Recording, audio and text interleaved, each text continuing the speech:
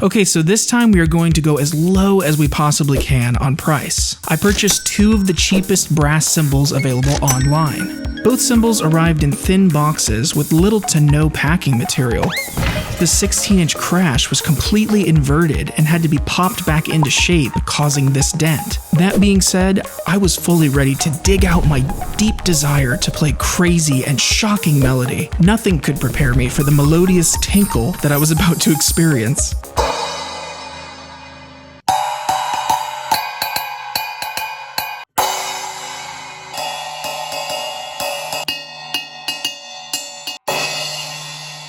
Well, it appears that I am now a proud owner of a rare 16-inch splash, alongside an 18-inch hi-hat bottom.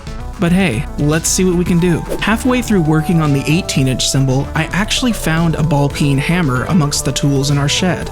So now, you all can rest easy. Now, one of you commented on the video about top hammering adding tension, as well as bottom hammering releasing it. And this has proven to be very true with both cymbals. Top hammering in excess led to explosive downward denting and even total inversion. Excessive bottom hammering made the cymbal's edges droop downward severely. If you want your bell to stand out, keep the marks at least 2 to 3 inches away from the center. The closer you get, the less pain you seem to have.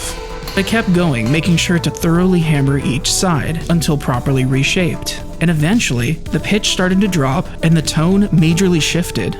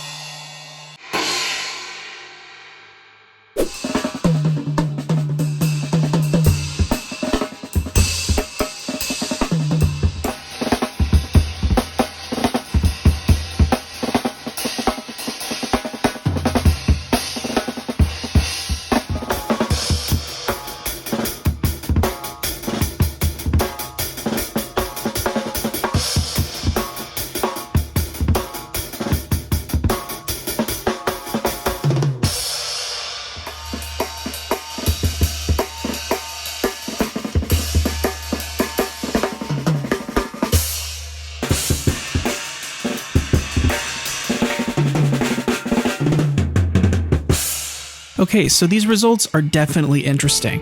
I would say that for both cymbals, the hammering did a good job removing that unpleasant hum and those weird overtones, and in the process made both of them much drier with less decay. Now the 16-inch cymbal is definitely the most dry, and in person sounds kind of like a mix of a dry crash and a China cymbal.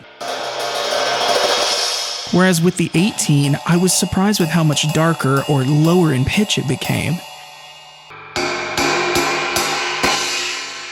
Considering what I started with, I think these results are actually still pretty cool, especially when you consider the total price tag of just $55. Vote in the poll on my channel for what you want to see next. And if you're excited to see more of my adventures in sound design, gardening, and drum mods, feel free to show your support over on my Patreon. And thanks for watching.